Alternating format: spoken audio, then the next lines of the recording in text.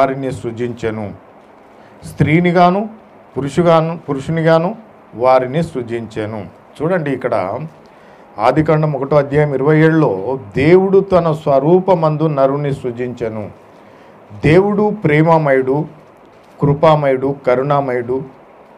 ఆయన ఎలాంటి వాడంటే, ప్రేమ అంటే ఎవరి దగ్గర దొరుకుతుంది అని అనుకుంటే దేవుని దగ్గరనే దొరుకుతుంది. ప్రేమ అంటే ఎలా ఉంటుందో మనం చూడాలనుకుంటే దేవుని దగ్గరికే వెళ్ళాలి. మనుషులు మనం ఇస్తే ప్రేమిస్తారు, లేకుంటే ద్వేషిస్తారు. మనుషులు ఏదో మన దగ్గర ఆశించి ప్రేమిస్తారు, కానీ దేవుడు తానే తన ప్రాణమును మన కొరకై ఆ యవ్వన రక్తాన్ని చిందించాడు. ఆ కల్వరి సిలువలో మన కొరకు ప్రాణం పెట్టాడు. అది ప్రేమ. దేవునికి స్తోత్రం. మానవులైతే ఇతరులను ఏదో ఇస్తారని ప్రేమిస్తారు, కానీ దేవుడు తన ప్రాణమునిచ్చి మనలను ప్రేమించాడు. తన కుమారులుగా కుమార్తెలుగా చేసుకోవాలని దేవుడు ఎంతో ఆశిస్తున్నాడు. దేవునికి స్తోత్రం. అందుకే అంటాడు, దేవుడు తన స్వరూపమందు నరుని సృజించెను. దేవుని స్వరూపము ఏ విధంగా ఉందో ఆ విధంగానే నరుణ్ణి సృజించాడంట. నరుడు మనల్ని కుక్కలాగానో, నక్కలాగానో, లేకుంటే పందిలాగానో, ఇంకో ఏ జంతువులాగానో చేయలేదు, కానీ దేవుడు ఎలా ఉన్నాడో మనలను ఆ విధంగానే చేశాడు. ఎందుకంటే దేవునికి ప్రేమించేవారు కావాలి. దేవుడు మనలను ప్రేమిస్తున్నాడు కాబట్టి నన్ను ప్రేమించేవారు కావాలని దేవుడు తన స్వరూపమందు తన పోలిక చొప్పున నరులను చేశాడని లేఖనంలో ఉంది. అయితే దేవుని యొక్క సన్నిధిలో ఆయన స్వరూపములో మనం ఉంటిమి, ఆయన స్వరూపములో మనం ఉన్నాము. మరి స్వరూపములో ఉన్న మనలను ఆయన స్వరూపములో ఉన్నప్పుడు మనం ఎలా ఉన్నామంటే, మనకు రోగాలు లేవు, దేవునికి రోగం లేదు, దేవునికి మరణము లేదు, దేవునికి ముసలితనం లేదు, దేవునికి కష్టాలు లేవు, ఈ సమస్యలు ఇవన్నీ దేవునికి లేవు. దేవుడు మనల్ని కూడా అదే రకంగా మనకు ఎలాంటి కష్టములు, సమస్యలు, ఇరుకులు, ఇబ్బందులు, మరణము ఇవన్నీ ఏమీ లేకుండా మనల్ని కూడా అలాగనే సృజించాడు. కానీ దేవుడు ఏమన్నాడంటే, దేవుడు ఏదైనా తోటలో పెట్టిన తర్వాత ఈ యొక్క తోటలో ఉన్న ప్రతి చెట్టు యొక్క ఫలములను మీరు తినొచ్చు, కానీ తోట మధ్యలో ఉన్న చెట్టు యొక్క వృక్ష ఫలములను మీరు తినకూడదు అన్నాడు. ఎప్పుడైతే మానవుడు దేవుని మాటను అతిక్రమించాడో, దేవుని మాటను ధిక్కరించి తినవద్దన్న పండు తిన్నాడో, అప్పుడు మానవునిలో మరణం వచ్చింది, రోగాలు వచ్చినాయి, బాధలు వచ్చినాయి, సమస్యలు, ఇరుకులు, ఇబ్బందులు. అప్పుడు దేవుని యొక్క స్వరూపాన్ని కోల్పోయాడు. దేవుని స్వరూపములో ఉన్నప్పుడు మనకేమి లేవు. దేవుడైతే మనలను ప్రేమించి ఆయన స్వరూపమందు మనలను నిర్మించాడు. దేవుని స్తోత్రం. ఆయన స్వరూపమందు మనలను సృజించాడు, కానీ ఆయన స్వరూపాన్ని కోల్పోయాం. మరలా తిరిగి ఆయన స్వరూపంలోనికి మార్చబడాలంటే మన కొరకై దేవుడే ఈ భూలోకానికి రావాల్సి వచ్చింది. మళ్ళీ ఆయన స్వరూపంలోనికి మార్చబడాలి. మనం ఆయన స్వరూపంలోనికి మార్చబడితేనే మనకు స్వర్గం ఉంది. ఆయన స్వరూపంలోనికి మార్చబడకుంటే మనకు స్వర్గం లేదు. కాబట్టి పడిపోయిన నాశనమైన జీవితాలను సరిచేయడానికి, పాపములో, శాపములో, రోగములో, ఇరుకుల్లో, ఇబ్బందుల్లో నశించుతున్న మానవుణ్ణి మరలా తన స్వరూపంలోనికి తీసుకురావడానికి యేసుక్రీస్తు ప్రభు ఈ భూలోకానికి వచ్చి మనందరి కొరకు ఆ కల్వరి సిలువలో మరణించి తన ప్రశస్తమైన రక్తమును కార్చి మనకు ఆయన స్వరూపమునివ్వడానికి రక్తం కార్చాడు. దేవునికి స్తోత్రం. తల్లిదండ్రులు పిల్లలకు మనం పుట్టినప్పుడు అనుకుంటారు, బంధువులందరూ అంటారు, సేమ్ మమ్మీలాగానే ఉంది, వాళ్ళ మమ్మీలాగానే ఉంది, లేకుంటే వాళ్ళ డాడీ లాగానే ఉంది అనుకుంటారు. దేవునికి స్తోత్రం. దేవుడు మనలను సృజించాడు, మనము దేవునికి పుట్టాం కాబట్టి ఆయన స్వరూపంలోనే మనలను చేశాడు. కాబట్టి స్వరూపమందు వారిని సృజించను, స్త్రీని గాను పురుషుని గాను వారిని సృజించను. మొదటి యోహాను రాసిన పత్రిక 4వ అధ్యాయము 8వ వచనం నుంచి మనం చూసినట్టయితే, దేవుడు ప్రేమ స్వరూపి. ప్రేమ లేనివాడు దేవుని ఎరగడు. దేవుడు ప్రేమ స్వరూపి అట. దేవుడు ఎలాంటి వాడంట? దేవుని స్వరూపం ఎలాంటిదయ్యా అంటే దేవుడు ప్రేమ స్వరూపి. అందుకే మనలను కూడా ఆయన తన స్వరూపమందు నరుని నిర్మించాడు. దేవుడు ప్రేమ స్వరూపి. దేవుణ్ణి చూస్తే మనకు ఆయన ప్రేమ ఎలాంటిదో అర్థమవుతుంది. దేవుడు నిజంగా సర్వమానవుల కొరకు ఆయన ఈ లోకంలో ఎన్ని కష్టాలు పడ్డాడంటే ఆయన ముఖం మీద ఉమ్మేశారు. ఆయన మనం మొట్టమొదటిగా చూసుకున్నట్టయితే ఆయన పశువుల పాకలో పుట్టాడు, పశువుల పాకలో జన్మించాడు. అంతేకాదు ఆయన జన్మించడానికి స్థలం లేదు. నక్కలకు బొరియాలుండెను, ఆకాశ పక్షులకు గుళ్ళుండెను, మనుష్య కుమారుడు తలవాంచుకొనుటకైనను స్థలము లేదట.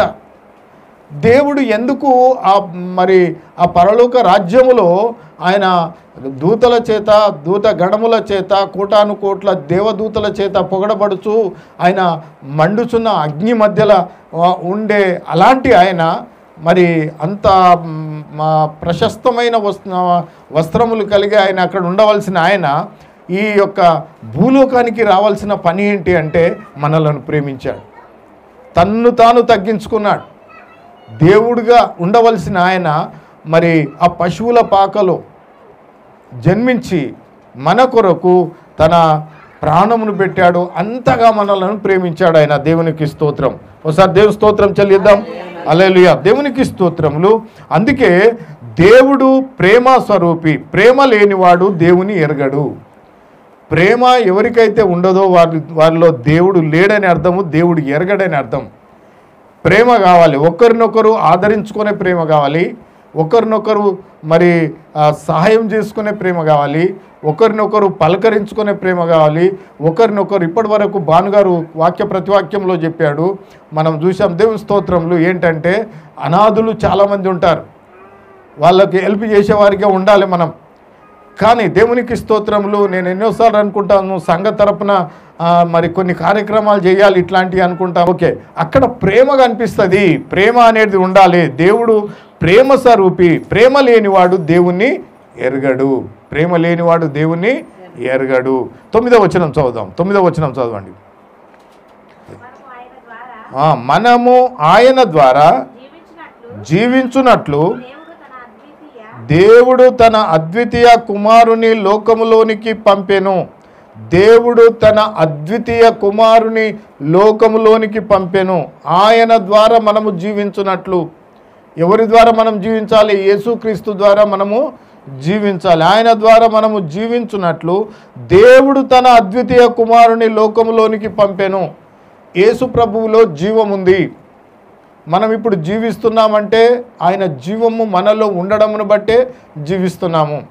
దేవుడు ఆదియందు మరి నరుని నిర్మించి ఆ నరుని నేలమట్టితో ఒక బొమ్మను చేసి ఆ బొమ్మలో జీవవాయువును ఊదగా నరుడు జీవ ఆత్మ ఆయను.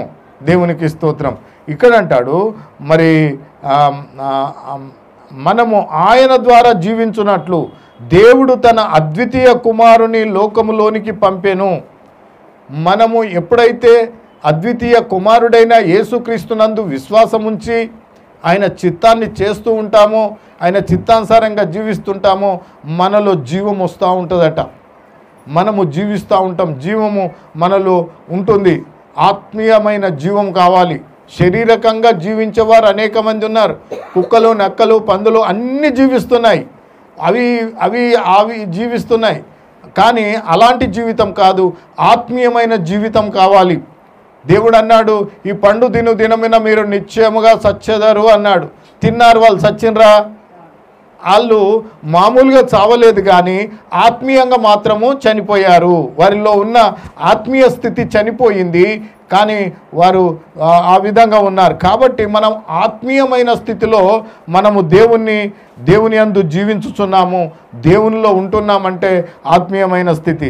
దేవుడు తన అద్వితీయ కుమారుని లోకములోనికి పంపెను. దీని వలన దేవుడు మన యందుంచిన తమ ప్రేమ ప్రత్యక్షపరచబడెను.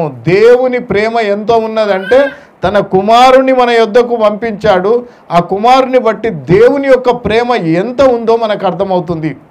ఆయన, నా కుమారుడా నువ్వు వెళ్ళి మరి ప్రేమను చూయించు, నా కొరకై మీరు మరి చనిపోయి వారిని బ్రతికించు అని దేవుడు తన కుమారుడైన యేసుక్రీస్తును భూలోకానికి పంపించాడు. కాబట్టి మనము ఈ రోజున మరి బ్రతికినాం. అంటే మరి పండు తినమున నిశ్చయముగా చస్తారన్నాడు కదా, వారు ఆ రోజున ఆత్మీయంగా చనిపోయారు.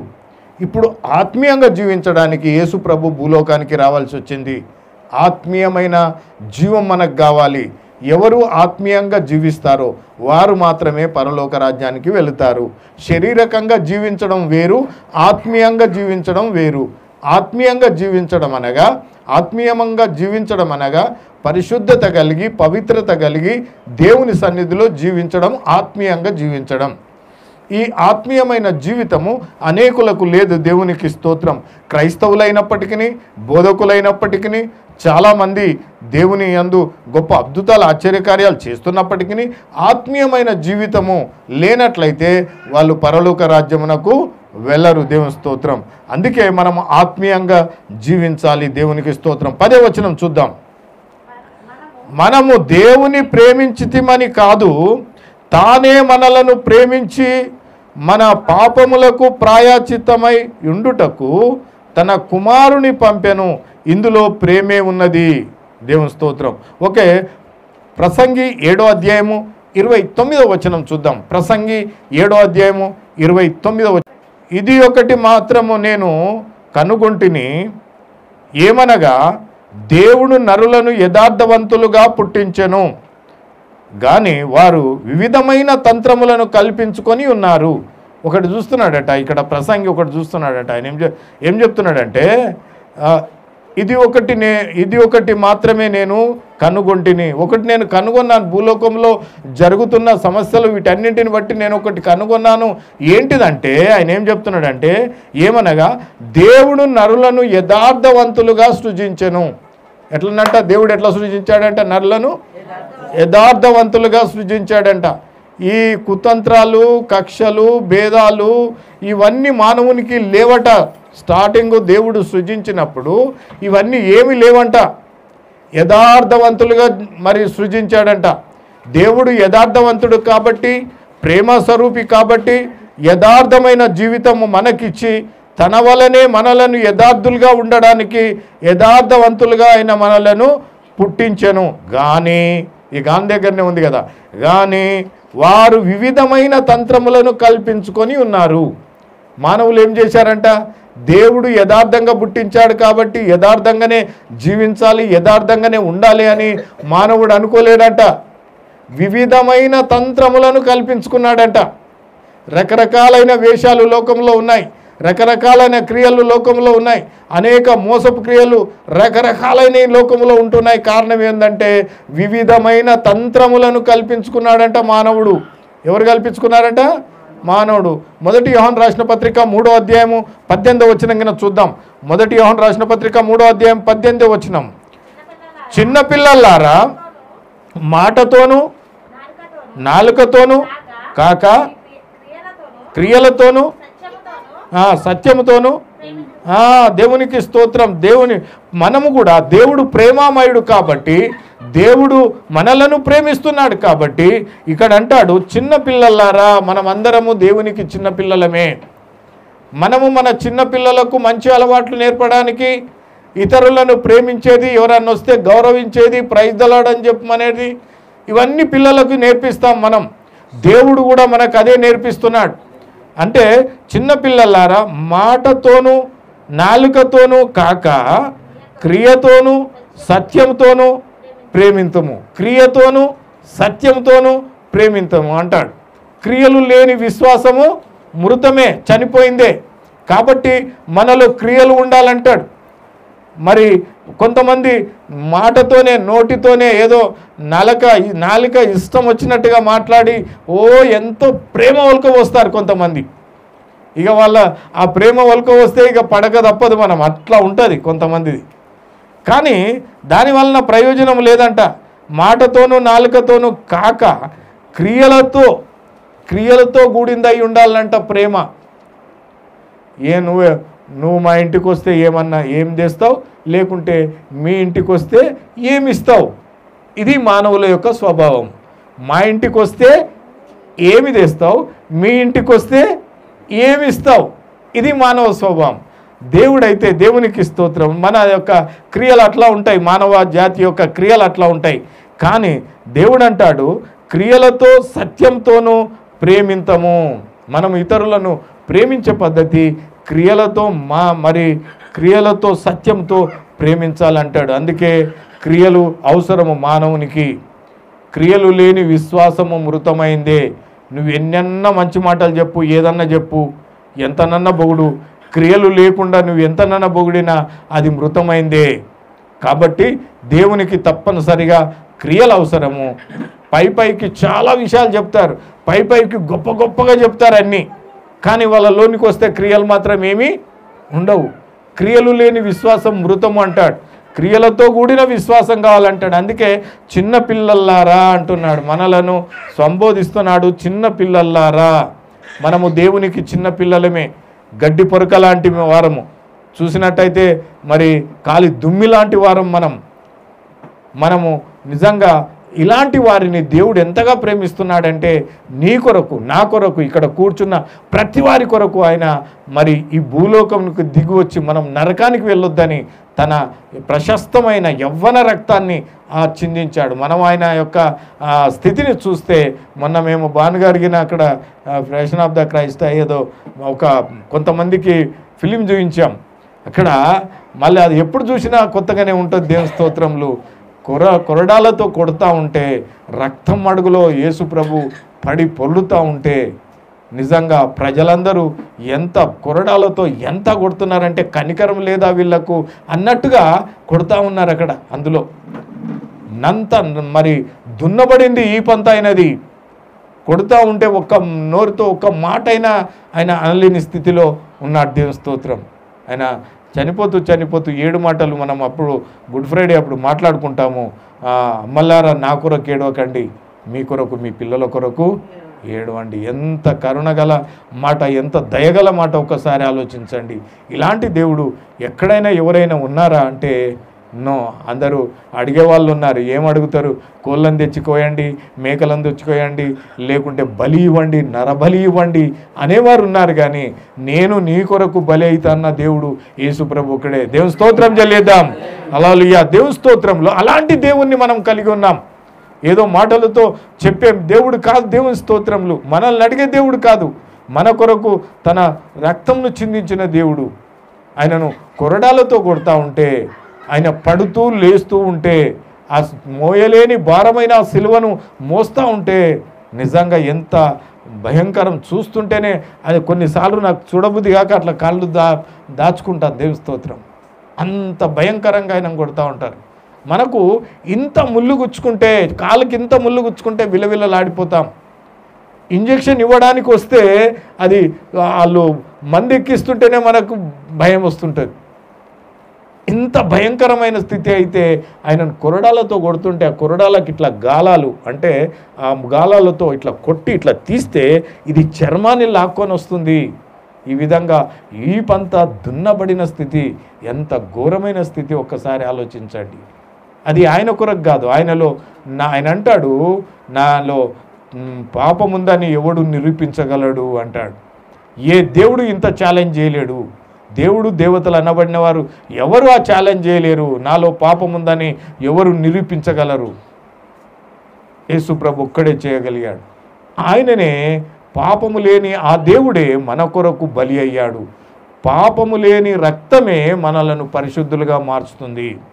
కాబట్టి ఆయన ఈ భూలోకంలో ఆ విధంగా, అందుకే చిన్న పిల్లల్లారా అంటున్నాడు. మనము మన స్థితిని గ్రహించాలి. మనం చిన్న పిల్లలము. దేవుని మనం ఆయన దగ్గర నేర్చుకోవాల్సిన వారము, ఆయన దగ్గర పొందుకోవాల్సిన వారము. ఆయనను ప్రార్థన చేయాలి, వాక్యం వినాలి. దేవుని సన్నిధి ఎంతో పరిశుద్ధమైంది. ఎందుకంటే దేవుని సన్నిధిలో ఒక దినము గడుపుట 1000 దినముల కంటే శ్రేష్టమంట. కోరావు కుమారులకి స్థితి లేదు. కోరావు కుమారులు ప్రార్థన చేస్తున్నారు. ఏమంటున్నారంటే, నీ మందిర ఆవరణంలో నివసించుట ఎంతో మేలు, ఎంతో మంచిది ప్రభు అని. మందిర ఆవరణమునకు వచ్చుటకు మాకు పర్మిషన్ ఇవ్వు అంటున్నారు. మందిరములకు కాదు, మందిర ఆవరణములకే మేము వస్తే మాకెంతో ధన్యత అంటున్నారు. దేవునికి స్తోత్రములు. ఇలాంటి గొప్ప దేవుని దగ్గర మనం ఉన్నాం. దేవునికి స్తోత్రం. 19వ వచనం చదువుదాం. మొదటి యోహాను రాసిన పత్రిక 3వ అధ్యాయం 19వ వచనం. ఇందువలన ఇందువలన మనము సత్య సంబంధులమని ఎరుగుదుము. దేవుడు మన హృదయము కంటే అధికుడై, మన హృదయము కంటే సమస్తం అధికుడై, మన హృదయము కంటే సమస్తమును ఎరిగి ఉన్నాడు గనుక మన హృదయము ఏ ఏ విషయములలో మన యందు దోషారోపణ చేయునో ఆయా విషయములలో ఆయన ఎదుట మన హృదయములను సమ్మతి పంచుకుందాం. మన హృదయము మన మీద దోషారోపణ చేస్తుందంట. మనం చేసేటివన్నీ మనకు చెప్తుంది. నువ్వు దేవుడు నిన్ను కొన్నాడు, కన్నాడు, తన ప్రశస్తమైన రక్తం ఇచ్చి నువ్వు దేవుని సన్నిధిలో నిర్లక్ష్యం చేస్తున్నావని దేవుడు మనతో మాట్లాడతాడు. నువ్వు దేవుని ప్రార్థన చేస్తలేవని మాట్లాడతాడు. నువ్వు దేవుని సన్నిధిలో సరి అయిన రీతిలో లేవు అని దేవుడు మనతో మాట్లాడతాడు. మన యొక్క హృదయ ఆరోపణ చేస్తా అంట మన మీద. కాబట్టి మనం సరి చేసుకోవాలి. సరి చేసుకొని ఎక్కడైతే దేవుడు మాట్లాడుతున్నాడో ప్రతి విషయంలో మాట్లాడతాడు. మనం ఏ తప్పు చేసినా దేవుడు మాట్లాడతాడు డెఫినెట్గా. ఆడ ఒక 100 రూపాయలు పడితే 100 రూపాయలు తీసుకుంటుంటే మన హృదయం బాగా కొట్టుకుంటుంటుంది. ఇది ఎవరిదో ఎవరిదో ఎవరిదో ఆయన అక్కడిక్కడ చూసి ఇట్లా జేబులో పెట్టేసుకున్నాం. ఆయన దేవునికి స్తోత్రములు. ఇది మన ఆత్మ లోపట చెప్తా ఉంది, ఇది తప్పు, ఇది తప్పు, ఇది తప్పు, ఎవరిదో తప్పు అని చెప్తూనే ఉంది. మనం చేసే ప్రతి తప్పును దేవుడు మనకు పాయింట్అవుట్ చేస్తూ ఉంటాడు. ఇలా చేయడానికి ఆత్మ ఉంది, దేవుని ఆత్మ, దేవుని నుండి వచ్చిన ఆత్మ ఉంది. ఈ ఆత్మ మనల్ని ప్రతిదానికి పాయింట్అవుట్ చేస్తూ ఉన్నాడు. కాబట్టి ఇక్కడ చూసినట్టయితే దేవుని స్తోత్రములు, మరి ఆయన ఎదుట మన హృదయము సమ్మతి పరచుకొందుము. మొదటి కొరింథీయులకు రాసిన పత్రిక 8వ అధ్యాయము, మొదటి కొరింథీయులకు రాసిన పత్రిక 8వ అధ్యాయము 3వ వచనం చూద్దాం. ఒకడు దేవుని ప్రేమించిన ఎడల ఎవరైతే దేవుణ్ణి ప్రేమిస్తున్నాడో దేవుడు వారిని చూస్తున్నాడట, వారి ప్రార్థన వింటున్నాడట, వారు చేసే ప్రతి క్రియను దేవుడు చూస్తాడట. మనము దేవుని ప్రేమించినట్టయితే దేవునికి మనం ఎరికే, దేవునికి మనం తెలిసే ఉన్నాము. మనం చేసే ప్రతిదీ దేవుడు చూస్తూ ఉన్నాడు. నువ్వు దేవుని ప్రేమించినట్టయితే నీకు ఏ సమస్యలు ఉన్నాయో దేవునికి తెలుసు. నువ్వు దేవుని ప్రేమించినట్టయితే నీకు ఏది అవసరమో దేవునికి తెలుసు. అందుకే మనము ఎరుకే దేవునికి ప్రేమిస్తున్నట్టయితే, దేవుని ఆజ్ఞలు కట్టడాలు అనుసరించి నడుస్తున్నట్టయితే దేవుడు మనల్ని గుర్తిస్తాడట, మనలను చూస్తాడంట. ఆయన కొన్నిసార్లు అంటాడు, నా అరచేతిలోనే నిన్ను చెక్కుకొని ఉన్నాను, నేను ఎప్పుడు నిన్ను చూస్తున్నాను. మనం అనుకుంటాం, దేవా నాకు అయ్యే కష్టాలు, సమస్యలు, ఇరుకులు ఇవన్నీ నువ్వు చూస్తలేవా అని ఒకసారి ప్రశ్న వేస్తాం. దేవా నాకు ఇన్ని కష్టాలు వస్తున్నాయి, నువ్వు చూస్తలేవా అని అనుకుంటుంటాం. కానీ దేవుడు ఆయన అరచేతిలోనే మనల్ని చెక్కుకొని ఉన్నాడట. నీకెప్పుడు ప్రతిఫలం ఇవ్వాలో అప్పుడు ప్రతిఫలం ఇస్తాడు. అయితే మరి అపోస్తులను మనం చూసినట్టయితే, అపోస్తులను 12 మంది అపోస్తులు మనం చూసినట్టయితే ఒక్కరు ఒక రకంగా చనిపోలేరు. దేవుని కొరకు ఒకరు చర్మం ఊడదీసి, మేక చర్మం ఊడదీసినట్టుగా చర్మం ఊడదీసి చనిపోయారు. కొందరు తలక్రిందులు చేసి సిలువ వేయబడి చనిపోయారు. కొంతమందిని మరి కడాయిలో నీన కాగుతుంటే దాంట్లో వేశారు యోహాన్ను. కొంతమంది రంపెములతో కోయబడ్డారు, కొంతమంది రాళ్లతో కొట్టబడ్డారు. ఈ విధంగా రకరకాలుగా మరి అపోస్తులందరూ చనిపోయారు. కారణం ఏంటిది? వారు దేవుని ప్రకటించారు, దేవుని కొరకు జీవించారు. ఎన్ని కష్టాలు వచ్చినా దేవుని సన్నిధిలో మెలకువగలిగి ఉన్నారు. కాబట్టి ప్రభునందు ప్రియ సోదరి సోదరులారా, మనం ఏదో జీవిస్తున్నామన్న పేరు మాత్రమే కానీ నువ్వు మృతుడేవే అంటాడు. మనం అలా కాదు, దేవుని ప్రేమను ఎరిగి జీవించాలి. ఒకడు దేవుని ప్రేమించిన ఎడల అతడు దేవునికి ఎరకైన వాడే అంటే తెలిసిన వాడే. దేవుని అందరినీ దేవుడు చూడలేడు. దేవుడిని ఎవరైతే ప్రేమిస్తున్నాడో, నా కుమారుడు స్టెఫెన్ను రాళ్ళు తీసుకొని కొడుతున్నారండి. కదా. సత్యం బోధిస్తే స్టెఫెను రాళ్ళ తీసుకొని కొడుతుంటే దేవుడు నిలబడ్డాడంట. యేసు ప్రభు తండ్రి కుడిపార్శ్వమున నిలిచుండి నా కుమారుని కొడుతున్నారు కదా అని చూస్తున్నాడట. ఎంత గొప్ప దేవుడు చూడండి, మనల్ని చూసే దేవుడు అయినా దేవునికి స్తోత్రం. ఫిలిప్పీలకు రాసిన పత్రిక 2వ అధ్యాయము 5వ వచనం కింద చూద్దాం. ఫిలిప్పీలకు రాసిన పత్రిక 2వ అధ్యాయము 5వ వచనం. క్రీస్తు యేసునకు కలిగిన ఈ మనసును మీరును కలిగి ఉండుడి. క్రీస్తు యేసునకు కలిగిన ఈ మనసును మీరును కలిగి ఉండుడి. క్రీస్తు యేసునకు ఏ మనసు అయితే ఉందో అలాంటి మనసును మీరును కలిగి ఉండండి అంటున్నాడు. దేవుని స్తోత్రం. ఆయన కరుణామయుడు, కృపామయుడు, ప్రేమామయుడు. ఇంకా ఈ విధంగా చూసుకుంటే అన్నీ ఆయన గుణగణాలన్నీ చూసుకుంటే మనం అవన్నిటిని వర్ణించలేం. కానీ ఆయనకు అంటాడు, ఆయన ఏమంటాడు చూడండి, క్రీస్తు యేసునకు కలిగిన ఈ మనసును మీరు కూడా కలిగి ఉండండి అంటాడు. క్రీస్తు యేసునకు ఏ మనసు కలిగి ఉందో మీరు అదే మనసు కలిగి ఉండండి. ఎందుకంటే మనము ఆయన స్వరూపమందు ఆయన పోలికగా సృజింపబడిన వారము. మళ్ళీ ఆయన స్వరూపంలోనికి ఆయన పోలికలోనికి మనం మార్చబడాలి. మార్చబడడానికే దేవుని మందిరానికి వస్తున్నాం, మార్చబడడానికే వాక్యం చదువుతున్నాం, మార్చబడడానికే ప్రార్థన చేస్తున్నాం. మనం ఈ లోకములో మరి సాతాను స్వరూపాలు ఏర్పడ్డాయి మానవుల్లో. మనం చూడండి, వాళ్ళ చేతలన్నీ చేష్టలన్నీ సాతాను క్రియలు ఉంటాయి. కొన్నిసార్లు మానవులను అంటుంటాం, ఏంటిరా నువ్వు కోతివా అంటాం, పిల్లలను కోతివా అంటాం. ఎందుకంటాము? వాళ్ళలో అలాంటి గుణాలు కనిపిస్తుంటాయి. కొంతమంది గాడిదవా అంటారు. ఎందుకు అంటామంటే వాళ్ళలో గాడిద గుణాలు కనిపిస్తాయి. ఈ విధంగా మరి రకరకాలుగా కొంతమంది క్రూరత్వము కలిగి ఉంటారు, క్రూరత్వము.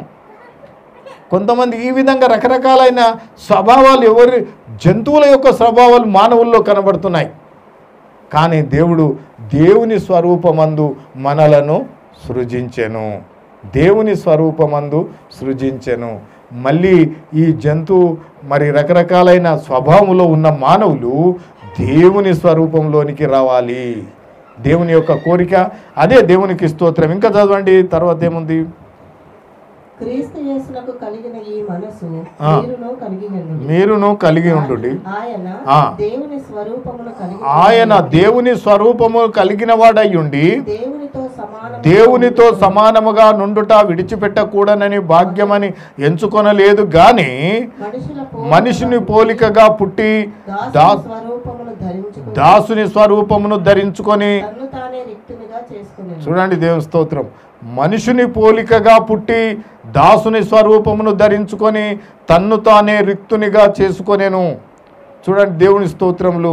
ఆయన దేవునితో సమానుగా ఉండుట విడిచిపెట్టకూడనని భాగ్యమని ఎంచుకొనలేదు కానీ మనుషుని పోలికగా పుట్టి దాసుని స్వరూపము ధరించుకొని తన్ను తాను రిక్తునిగా చేసుకొనెను. తన్ను తాను తగ్గించుకున్నాడు. దేవుని పైన ఉండవలసిన ఆయన, దేవునితో సమానంగా ఉండవలసిన ఆయన భూలోకానికి వచ్చాడు. ఎందుకంటే మనలను ప్రేమిస్తున్నాడు, మనలను కూడా స్వర్గానికి తీసుకెళ్లాలని. అందుకే ఆయన మనుషుని పోలికగా పుట్టాడు, దాసుని స్వరూపము ధరించుకొని. ఇంకా కొన్ని దినాలైతే క్రిస్మస్ ప్రోగ్రాంలు స్టార్ట్ అవుతాయి. మనం కింద క్రిస్మస్ ప్రోగ్రాం పెట్టుకోవాలా. క్రిస్మస్ ప్రోగ్రాం స్టార్ట్ అవుతాయి. ఇక దేవుని స్తోత్రంలో అందరూ క్రీస్తున ఆరాధిస్తుంటారు, మహిమపరుస్తారు, కేకును కట్ చేస్తారు, క్రీస్తు పుట్టిండని. ఇవన్నీ కాదు కానీ దేవునికి స్తోత్రములు. మనము ముఖ్యంగా ఆయన స్వరూపంలోనికి మార్చబడాలి. ఆయన స్వరూపంలోనికి మార్చబడడమే ఆయనకు గొప్ప మరి బర్త్డే మనము ఇచ్చిన వారం అయితే అమ్మ దేవుని స్తోత్రం. ఆయన కోరుతున్నాడు, నా స్వరూపంలోనికి వచ్చిన వారు నా బిడ్డలు నా స్వరూపంలోనికి రావాలని కోరుతున్నాడు. అందుకే మనిషిని పోలికగా పుట్టి దాసుని స్వరూపం ధరించుకొని తన్ను తాను రిక్తునిగా చేసుకొనెను. మరియు ఆయన ఆకారమందు మనుషుడుగా కనబడి మరణము పొందినంతగా, అనగా శిలువ మరణము పొందినంతగా విధేయత చూపిన వాడై తన్ను తాను తగ్గించుకొనెను. శిలువ మరణము పొందినంతగా తన్ను తాను తగ్గించుకున్నాడట. ఈ రోజున మనలో కొద్దిగా తగ్గించుకోండి అంటే ఎవరం తగ్గించుకోం. నేనంటే నేను ఇద్దరు కొట్లాడుతుంటే చూడాలి, భార్య తగ్గదు, భర్త తగ్గరు. ఇక ఒకరినొకరు క్షమాపణ కలిగి ఏదో ఒకరినొకరు ఆదరించుకొని ముందుకెళ్ళే పరిస్థితులు లోకములో లేవు. ఈ దినాల్లో చాలా కుటుంబాలు చిన్న భిన్నాలు కావడానికి కారణం ఏమిటంటే దేవుని ప్రేమ ఎరగలేని స్థితిలోనే కుటుంబాలు చిన్న భిన్నాలు అవుతున్నాయి. ఇక్కడ అంటాడు దేవునికి స్తోత్రములు. మనము చూసినట్టయితే తన్ను తాను తగ్గించుకొనేను. దేవుడు ఒకవేళ తగ్గించుకొనకుంటే, యేసు ప్రభు తగ్గించుకొనకుంటే మన జీవితాలు నరకమే. ఆయన తగ్గించుకొని వచ్చాడు కాబట్టి, మన కొరకు ప్రాణం పెట్టాడు కాబట్టి మనము ఈ విధంగా యథార్థంగా, పరిశుద్ధంగా, పవిత్రంగా జీవిస్తే మనకు స్వర్గం ఉందని ఆయన చెప్పడానికి ఈ లోకానికి వచ్చాడు. దేవుని స్తోత్రం. 9వ వచనం, అందుచేతను పరలోకములో ఉన్న వారిలో కానీ, భూమి మీద ఉన్న వారిలో కానీ, భూమి కింద ఉన్న వారిలో కానీ ప్రతివాని మోకాలు యేసు నామమున వంగునో. దేవునికి స్తోత్రం. అందుచేత పరలోకములో దేవదూతలు, కోటాను కోట్ల దేవదూతలు, 24 పెద్దలు, 4 జీవులు మరి దేవుడు పరిశుద్ధుడు పరిశుద్ధుడు పరిశుద్ధుడు అని అక్కడ ఆరాధిస్తున్నారు. పరలోకములో ఉన్నవారిలో కానీ, ఇంకేమంటాడు, భూమి మీద ఉన్నవారిలో కానీ, భూమి మీద మానవులుగా మనం ఉన్నాం, భూమి మీద ఉన్నవారిలో కానీ, భూమి క్రింద ఉన్నవారిలో కానీ ప్రతివాని మోకాలు యేసునామమున వంగాలంట. అంతే. నువ్వు ఎక్కడున్నా, ఏమున్నా, ఎంత ధనవంతుడైనా, ఎంత అందగాడివైనా, ఎట్లాంటి వాడవైనా నువ్వు యేసునామమున వంగవలసిందే. ఎంత డబ్బున్నా లేకున్నా ప్రతివారు, దేవుడు మనకు చేసిన సాయం చాలా గొప్పది. ఈ సత్యవాక్యాన్ని మనకు బయలుపరిచాడు. మనము దేవుడిని ఎవరో తెలుసుకోగలిగినాం, మనం ధన్యులం. తెలుసుకోని వాళ్ళు చాలామంది ఉన్నారు. అయితే ఇక్కడ చదవండి, అది దేవుని స్తోత్రములు. భూమి మీద ఉన్నవారిలో కానీ ప్రతివాని మోకాలు యేసునామమున వంగునట్లు వంగాలి. అంతే. ఆడ ఇజ్రాయెల్ దేశంకి వెళ్ళినప్పుడు మేము వెళ్ళాం కదా, వెళ్ళినప్పుడు ఏం జరుగుతుంది తెలుసా? యేసు ప్రభు పుట్టిన ఆ యొక్క స్థలానికి వెళ్ళాలంటే అక్కడ గింతే ద్వారం ఎట్లుంటుందంటే కొద్దిగానే ఉంటుంది. అక్కడ వెళ్ళిన ఏ ప్రైమ్ మినిస్టర్ రాని, ఎవరైనా రాని, ఇట్లా వంగిపోవాల్సిందే. అంత పెద్ద గుడికి ఎందుకు గంత చిన్నవి పెట్టారంటే అందరూ తలకాయ ఉంచుకొని వెళ్ళవలసిందే దేవుని దగ్గరికి. ఆయన స్థలము చూడడానికి వెళ్ళినప్పుడు ప్రతివారు అడికి రాగానే అట్లా వంగిపోవాల్సిందే. కిందికి ద్వారం ఉంటుంది, వంగిపోవాల్సిందే. ప్రతివారి మోకాలు యేసునామమున వంగాలి. వంగితేనే వారికి మోక్షము, వంగితేనే వారికి మోక్షము. దేవునికి స్తోత్రం. ఇంకేమంటుంది? 11వ వచనం, ప్రతివాని నాలుక తండ్రి అయిన దేవుని మహిమార్థమై యేసు ప్రభు అని ఒప్పుకొనున్నట్లు. ప్రతివాని నాలుక తండ్రి అయిన దేవుని మహిమార్థమై యేసు క్రీస్తు ప్రభు అని ఒప్పుకొనున్నట్లు. యేసుక్రీస్తు ఎవరట? ప్రభువు. యేసుక్రీస్తు ఎవరట? అనండి. ప్రభువు. ప్రభు అంటే దేవుడు, పరిపాలించువాడు, రక్షించువాడు, పోషించువాడు, నడిపించువాడు. ప్రభువు అంటే ఇవన్నీ వస్తాయి. ప్రభు అంటే పరిపాలించువాడు, రక్షించువాడు, పోషించువాడు, నడిపించువాడు, మనకు అన్ని ఇచ్చువాడు. దేవునికి స్తోత్రం. దేవుని స్తోత్రం చెల్లిద్దాం. అంటే ప్రతి వాని నాలుక యేసుక్రీస్తు ప్రభు అని ఒప్పుకోవాలనంట. ఈ రోజుల్లో దేవుని స్తోత్రములు యూదులు యేసుక్రీస్తు ప్రభు అని ఒప్పుకోరు. వాళ్ళు మాకు యెహోవాయే దేవుడు, యేసుక్రీస్తు ఏదో మనుష్యుడు అంతే, ఆయన మనిషి కుమారుడు అంతే కానీ దేవుడు అని ఒప్పుకోరండి. ఇక్కడేమంటున్నాడు? ప్రతివాని నాలుక తండ్రి అయిన దేవుని మహిమార్థమై యేసు ప్రభు అని ఒప్పుకొనున్నట్లు దేవుడు ఆయనను అధికముగా హెచ్చించెను. ఎవరు హెచ్చించారు ఈ విధంగా? యేసు ప్రభు అని ఒప్పుకొనున్నట్లు ఎవరు హెచ్చించారంట? దేవుడే హెచ్చించాడంట. దేవుడే యేసు ప్రభువుని దేవుడని ఒప్పుకొన్రి అంటున్నాడు ఆయన. ప్రభువే హెచ్చించెను. ప్రతి నామమునకు పైనామము ఆయనకు అనుగ్రహించెను. ప్రతి నామమునకు పైనామము ఆయనకు అనుగ్రహించెను. దేవుడే ఇచ్చాడంట. అన్ని నామముల కంటే పైనామము యేసునామం. యేసునామంలోనే స్వస్థత ఉంది, యేసునామంలోనే అద్భుతాలు ఉన్నాయి, యేసునామంలోనే ఆశ్చర్య కార్యాలు ఉన్నాయి, యేసు నామంలోనే సమస్తము. అందుకే మనం ప్రార్థన చేస్తున్నప్పుడు ప్రతిదీ యేసు నామంలో జరుగును గాక అంటాం. ఎందుకంటే ఆ నామము ఉన్నతమైన నామము, ఆ నామము పవిత్రమైన నామము, ఆ నామము పరిశుద్ధమైన నామము. ఆ నామమును ఇంకెవరు గుర్తిరగలేరు. వారు నిజంగా మరి చాలా మరి ప్రాబ్లంలో ఉన్నవారే, కష్టాలలో ఉన్నవారే ఆ నామమును గుర్తెరిగితే మనకు మరి మంచిది. దేవుని స్తోత్రములు. ప్రతి నామమునకు పైనామము ఆయనకు అనుగ్రహింపబడెను. ఎవరిచ్చారు? దేవుడే ఇచ్చాడని. మత్తయి సువార్త 24వ అధ్యాయం 12వ వచనం నుంచి ముగిస్తాను. దేవుని స్తోత్రములు. మత్తయి సువార్త 24వ అధ్యాయం 12వ వచనం చూద్దాం. అక్రమము విస్తరించుట చేత దినములలో అనేకుల యొక్క ప్రేమలు చల్లారుతున్నాయి. తండ్రి కొడుకుల మధ్య ప్రేమలు చల్లారుతున్నాయి, తల్లి బిడ్డల మధ్య ప్రేమలు చల్లారుతున్నాయి, భార్య భర్తల మధ్య ప్రేమలు చల్లారుతున్నాయి. ఎక్కడ చూసినా సమస్యలే. తల్లికి బిడ్డ వినడం లేదు, బిడ్డకు తల్లి వినడం లేదు, కొడుకులకు తండ్రులు వినడం లేదు, తండ్రులకు కొడుకులు వినడం లేదు, భార్యకు భర్త వినడం లేదు, భర్తకు భార్య వినడం లేదు. కారణం ఏంటంటే అక్రమము విస్తరించింది. భూలోకములో ఏమి విస్తరించింది? అక్రమము విస్తరించింది. అక్రమము విస్తరించుట చేత అనేకుల ప్రేమ చల్లారిపోయింది. ప్రేమలు అప్పుడున్న ప్రేమ, మేము చిన్నగా ఉన్నప్పుడు ఉన్న ప్రేమలు ఇప్పుడు లేవు. ఒక చుట్టం వచ్చిర్రంటే వారం దినాలు ఉంటుండ్రి, వారం దినాలు ఉండేవాళ్ళం. మేము గిన వెళ్ళామంటే అక్కడనే 4-5 దినాలు కంపల్సరీగా ఉండేవాళ్ళం. ఇప్పుడు ఇట్లా బురునో వెళ్తున్నాం, బురునో వస్తున్నాం, వాహనాలు వచ్చినాయి, అన్నీ వచ్చినాయి, అందరు ఎవరు బిజీ వారికి అయిపోయింది, అట్లా పోతున్నాం, ఇట్లా వస్తున్నాం.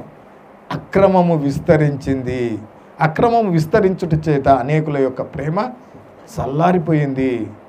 మీరు చూడండి, అప్పుడు భార్యాభర్తలు ఎంత ప్రేమగా ఉండేవారు, ఎంత గౌరవంగా ఉండేవారు. ఇప్పుడు అలా లేదు. ఇప్పుడు భార్య భర్తను కేర్ చేయదు, భర్త భార్యను కేర్ చేయదు.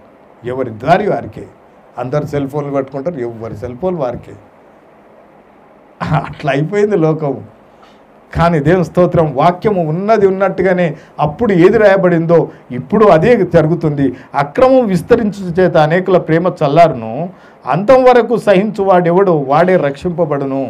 ఇవన్నీ జరుగుతున్నాయి కాబట్టి అంతం వరకు ఎవరైతే దేవుడు చెప్పిన ఆజ్ఞలు కట్టడాలు అనుసరించి నడుచుకుంటున్నారో వారే మరి ఏమవుతారంట? రక్షింపబడతారట. మనము ఏదో కొంతకాలము దేవునిలో మంచి ప్రేమ కలిగి వచ్చి మళ్ళీ కొంతకాలం అయినాక చల్లారిపోయే స్థితి ఉంటే అట్లా కాదంట. అంతం వరకు ఆ విధంగా ఉంటేనే వారు రక్షింపబడతారంట. గలతీలకు రాసిన పత్రిక 4వ అధ్యాయము 19వ వచనం లాస్ట్ చూసుకుందాం, ముగిద్దాం.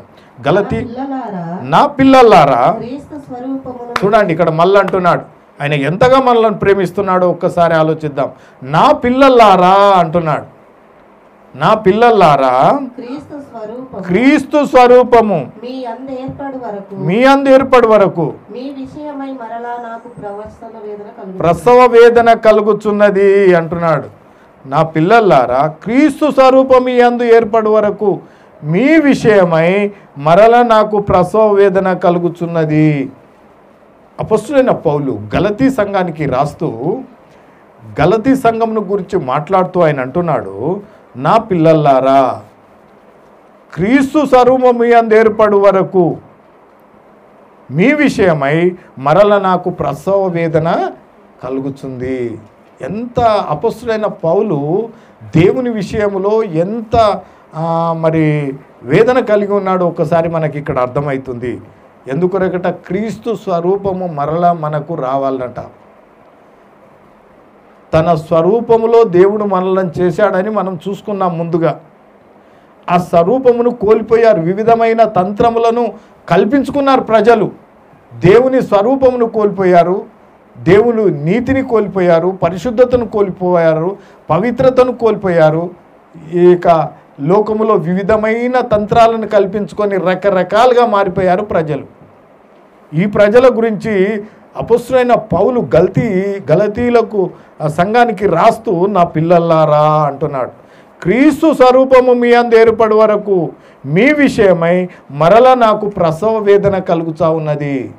ఒక స్త్రీ ప్రసవించేటప్పుడు ఎలాంటి వేదన ఉంటుందో అలాంటి వేదన నాకున్నది. మీ అందు స్వరూపము ఏర్పడాలి, క్రీస్తు స్వరూపము మీలోనికి తిరిగి రావాలని నేను ఆ విధంగా ప్రసవ వేదన పడుచున్నాను అంటున్నాడు. కాబట్టి మనం ఏమిలో లోకంలో అందరు జీవించినట్లుగా మనం జీవిస్తాము అనుకుంటే ప్రయోజనం లేదు. ఒక ప్రత్యేకమైన జీవితం కావాలి. క్రీస్తు స్వరూపంలోనికి మార్చబడాలి. మన కుక్కలాంటి నక్కలాంటి రకరకాలైన స్వభావాలు మనలో ఉండకూడదు. కానీ క్రీస్తు స్వరూపము, దేవుని బిడ్డలైతే దేవుని స్వరూపము మనలోనికి రావాలి. అంటే ఏం చేయాలి? మీరు క్రీస్తుతో కూడా లేపబడిన వారైతే పైనున్న వాటినే వెతకండి, భూ సంబంధమైన వాటిని వెతకొద్దు, పైనున్న వాటినే వెతకండి అని దేవుని లేఖనము చెప్తా ఉంది. పైన దేవుడు యేసుక్రీస్తు మరి దేవుని కుడి పార్శ్వమున ఉండి మన కొరకు విజ్ఞాపన చేస్తూ ఉన్నాడు. మరలా అంటే అర్థం ఏంటంటే, ఈ యొక్క వాక్యం యొక్క మొత్తం సారాంశం ఏంటంటే, మానవుడు దేవుని స్వరూపాన్ని కోల్పోయాడు, మళ్ళీ దేవుని స్వరూపంలోనికి మార్చబడాలి. ఇదే దేవుని స్తోత్రం.